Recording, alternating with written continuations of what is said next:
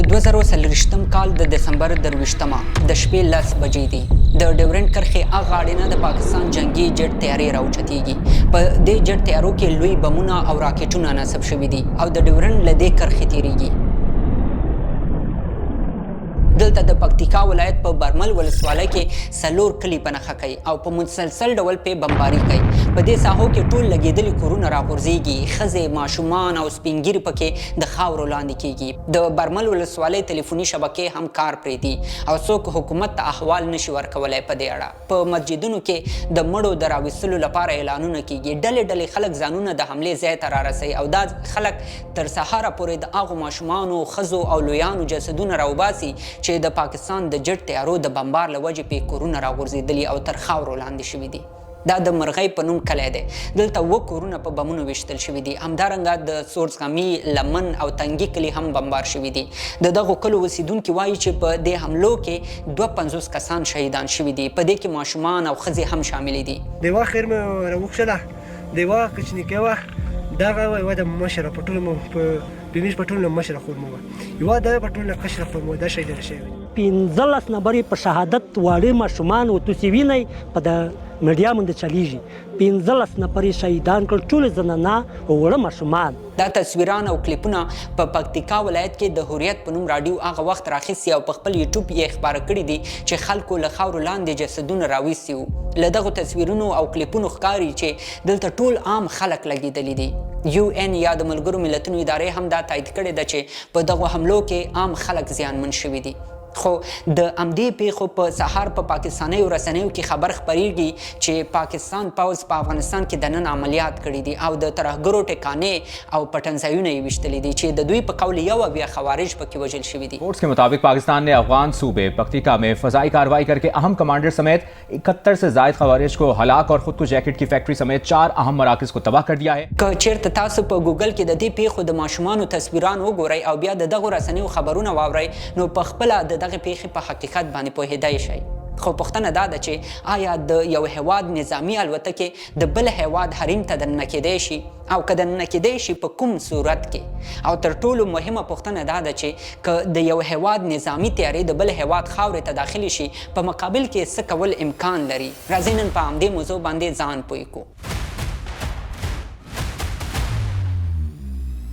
راځئ په سر کې د جنگي تیارو په اړه یو څه ځان پوه کړو. په دنیا کې بېلابېل ډوله جنگي او نظامي تیارې موجودې دي. په دوی کې یو رقم یې جټ نومیږي او دا هماغه تیارې دي چې هیوادونه یې د جګړو په وخت کې استعمالوي. جټ تیارې عموما داسې شکل لري. دا تیارې په دویم جنګ جهاني کې ډېرې زیاتې مشهورې شوې او د دې د مشهورتیا څو مهم دلایل وو. اول دلیل دا و چې دې تیارو ډېر زیات سپیډ لاره، یعنی تیز حرکت یې کاوه او د دښمن ته یې په ډېر کم وخت کې لوی ضرر رسولی شو. دویم دلیل دا و چې دې تیارو ډېرو سختو ځایونو ته په ډېرې اسانۍ سره ځان رسولی شو. مثلا د غرونو په منځ کې پټې ساحې په ساده شکل ټارګټ کولی شوې. دریم دلیل دا و چې دې جټ تیارو له ځان سره بېلابېلې وسلې وړلی شوې، لکه هوا نه هوا ته ویشتونکي میزایل یا هوا نه ځمکې ته ویشتونکي میزایل، درانه بمونه او توپونه یې هم ځان پورې له یو ځانه بل ځای ته وړلی شول. او بل دلیل دا و چې دې جټ تیارو له ځمکې نه ډېرې اوچتې فاصلې باندې هم پرواز کولی شو. نو په همدې خاطر دا جټ تیارې په جګړه کې په دښمن باندې د لاسبري یوه نښه هم ګڼل کېدله.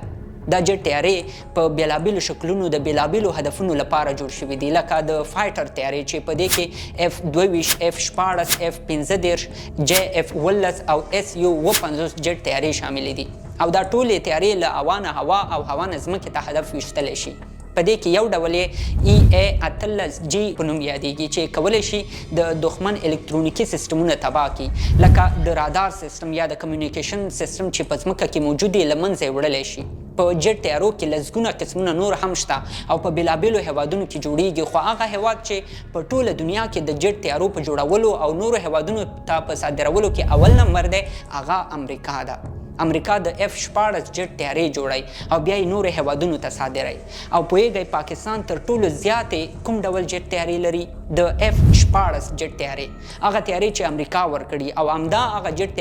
الوتکې دي چې پاکستان یې کله د هندوستان او کله د افغانستان په خلاف کاروي. خو پوښتنه دا ده چې امریکا ولې او څه وخت پاکستان ته د F-14 جټ تیارې ورکړي دي. راځئ همدې پوښتنه کې یو څه پاتې شو او د دې پوښتنې د ځواب لپاره ځینې تاریخي اسناد هم وڅېړو. اصلا امریکا 2 ځلې پاکستان ته د F-14 جټ تیارې ورکړي دي. په اول ځل په 1980 کلونو کې هغه وخت چې شوروي په افغانستان باندې حمله وکړه او پاکستان په افغانستان کې د جګړې لپاره مجاهدین آماده کول په هغه وخت کې ورکړي. دا د امریکا د فضایي ځواک ویب سایټ دی. په دې کې په 2015 کال کې یو مطلب خپور شو او پکې ویل شوي چې امریکا په 1980 کلونو کې پاکستان ته په اول ځل F-14 جنگي جټ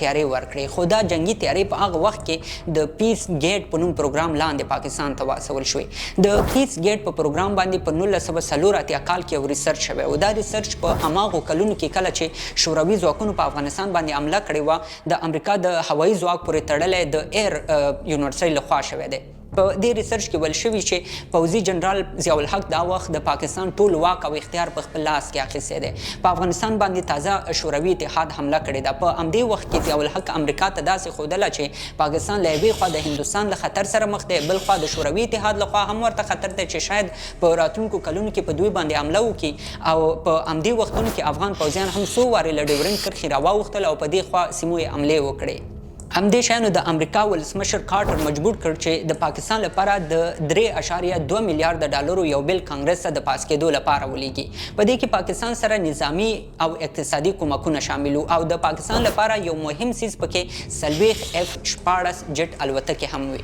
پاکستان سره د امریکا د دغو مرستو هدف دا و چې پاکستان به د شوروي اتحاد په ماتولو کې له امریکا سره خپل ملګرتیا ته دوام ورکوي او په افغانستان کې به د جنګیدونکو جهادي ډلو سره درېږي او همدا جټ تیارې بیا د پاکستان لخوا په افغانستان کې د جهادي ډلو سره د مرستې لپاره هم استعمال شوې. د ایر پانتون په دې بل تحقیق کې ویل شوي چې د امریکا له دې مرستو وروسته د پاکستان استخباراتي ادارې 3,000 مجاهدین وروزل، ټریننګ یې ورکړ او بیا یې افغانستان ته د جګړې لپاره واستول. په دویم ځل دا جنگي جټ تیارې د سپټمبر د 11مې پیښې نه وروسته پاکستان ته ورکول شوې. سټیو کول په خپل ریاست کتاب کې د ځینو معتبرو سرچینو په حواله څو ځایه لیکلي چې له 2001 کال نه وروسته پوځي جنرال پرویز مشرف څو وارې له امریکا نه د نظامي الوتکو غوښتنه وکړه او دا غوښتنه به یې په دې خاطر کوله چې پاکستان له امریکا سره د افغانستان په جګړه کې همکاري کوي. نو امریکا باید د ډرون الوتکو په ګډون نورې الوتکې هم ورکړي سو په وزیرستان کې د عملیاتو لپاره استفاده وکړي.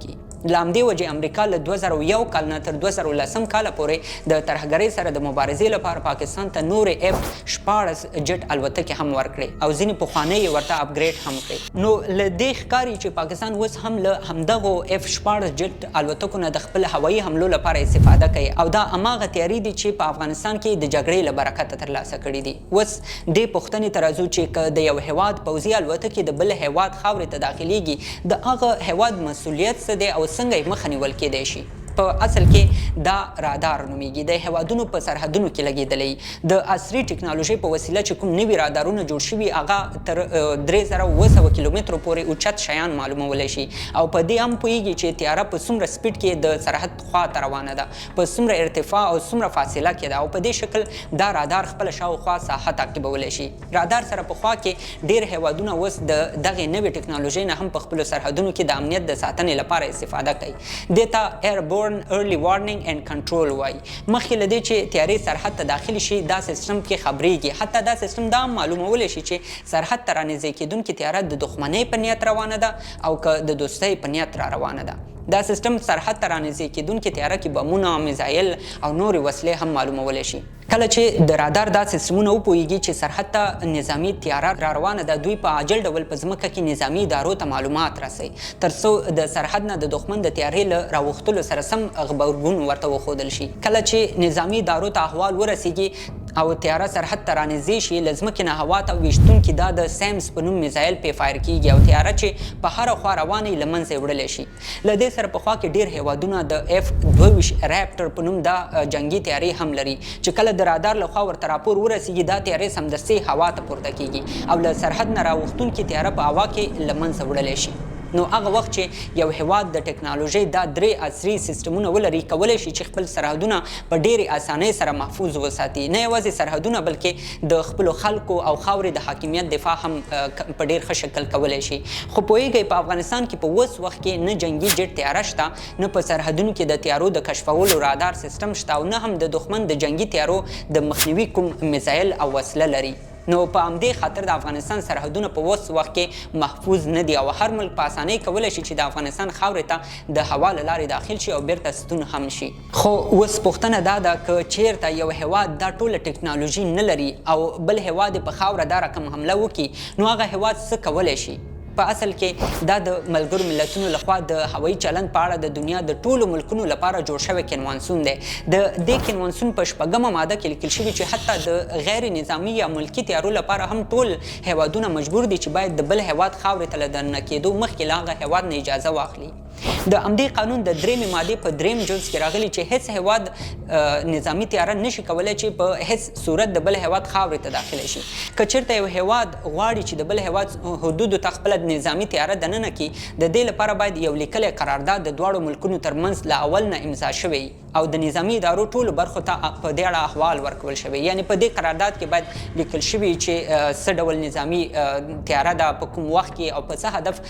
دې خاورې ته راداخلیږي خو که بیا هم د کوم هیواد نظامي تیارې بغیر له اجازې او بغیر له داسې کوم قرارداد نه د بل ملک خاورې ته داخله شي نو متضرر هیواد دا حق لري چې په مقابل کې جواب ورکړي همدارنګه متضرر هیواد کولی شي چې له نړیوالو سازمانونو غوښتنه وکړي چې له قوانینو نه سرغړونکي هیواد باندې اقتصادي بندیزونه ولګوي له دې سره پخوا کې هیوادونه کولی شي چې دا موضوع UN یا د هوایي حریم د نقض نړیوالو ادارو ته ورسوي او له هغوی نه غوښتنه وکړي چې په موضوع کې ورسره همکاري وکړي تر څو په آینده کې دا ډول پیښه بیا تکرار نشي نو له دې ټولو نړیوالو قوانینو او اصولو دا اندازه لګیږي چې هیڅ هیواد نشي کولی د بل هیواد په خاوره باندې خپلې نظامي تیارې وګرځوي بغیر له دې چې د دواړو ملکونو ترمنځ تفاهم شوی او دواړه ملکونه پرې رضا وي او که رضایت ونه لري نو هغه هیواد چې په خاوره یې تیری شوی ډېر سخت غبرګون ښیي او یا لږ ته لږه له خپلو ملګرو هیوادونو غواړي چې د هغه هیواد په ضد ورسره ودرېږي او پې اقتصادي بندیزونه هم ولګوي نو پاکستان پوهیږي چې افغانستان له یوې خوا په سرحدونو کې د رادار سیستم نه لري او د نظامي تیارو مخه نشي نیولی او له بلې خوا یې له نړیوالو سازمانونو او د دنیا له ملکونو سره هم روابط ښه نه دي چې له پاکستان نه ورته شکایت وکړی شي خو له دې ټولو سره سره پاکستان په افغانستان کې د حملې لپاره یو دلیل استعمالوي او هغه دلیل دا دی چې د افغانستان په ځینو ولایتونو کې د TTP وسلوال موجود دي یعنی وایي چې پاکستاني طالبان د افغانستان له خاورې راتېرېږي او په پاکستان کې حملې کوي خو راځئ دلته د ځینو معلوماتو په خوا کې یو څو مهمې پوښتنې له ځانه وکړو تاسو به په تېرو څو کلونو کې بېلابېل راپورونه او د پاکستاني پوځ ویناوې اورېدلي چې وایي په ټوله ډیورنډ کرښه یې اغزن سیمونه لګولي دي او هېڅ څوک پې تګ راتګ نشي کولی همدارنګه د ډیورنډ کرښې په اوږدو کې چې کومې لارې جوړې شوي دي لکه تورخم سپین بولدک غلام خان او نورو لارو کې د پاکستان پوځیان ولاړي په دې لارو چې هر څوک تېرېږي پوځیان یې تلاشي کوي پوښتنې او پلټنې ته کوي او بیا ورته د دغو لارو نه د تېرېدو اجازه ورکوي نو چې په ټوله لار اغزن سیمونه هم لګېدلي او په لارو کې پوځیان هم ولاړي نو څنګه امکان لري چې له افغانستان نه پاکستان ته وسلوال واوړي او هلته حملې وکړي او د دې ترڅنګ یوه بله حیرانونکې پوښتنه دا هم ده چې که دوی ادعا کوي چې په افغانستان کې په دې خطر هوایي حملې وکړي چې هلته TTP وسلوال وسېدل نو په پاکستان کې خو دننه هم د TTP وسلوال په پوځیانو حملې کوي د پوستو د نیولو او حتی د ځینو سیمو د نیولو ادعا کوي او د دې ټولو ویډیوګانې په ټولنیزو رسنیو کې هم خپرېږي نو هلته پاکستاني پوځیان ولې د TTP په مرکزونو هوایي بریدونه نه کوي دا د غور او فکر پوښتنې دي چې هر یو باید له ځانه وکړو ملګرو دا وه زموږ د دې اونۍ خپرونه هیله ده د دې خپرونې به هم ستاسو معلومات یو څه زیات کړي واوسي په دې ویډیو کې استعمال شوي معلومات له مهمو سرچینو راخیستل شوي دي او تاسو د ټولو سرچینو لیست په لاندې ډسکرپشن کې په یو لینک کې موندلی شئ تر بلې خپرونې د الله په امان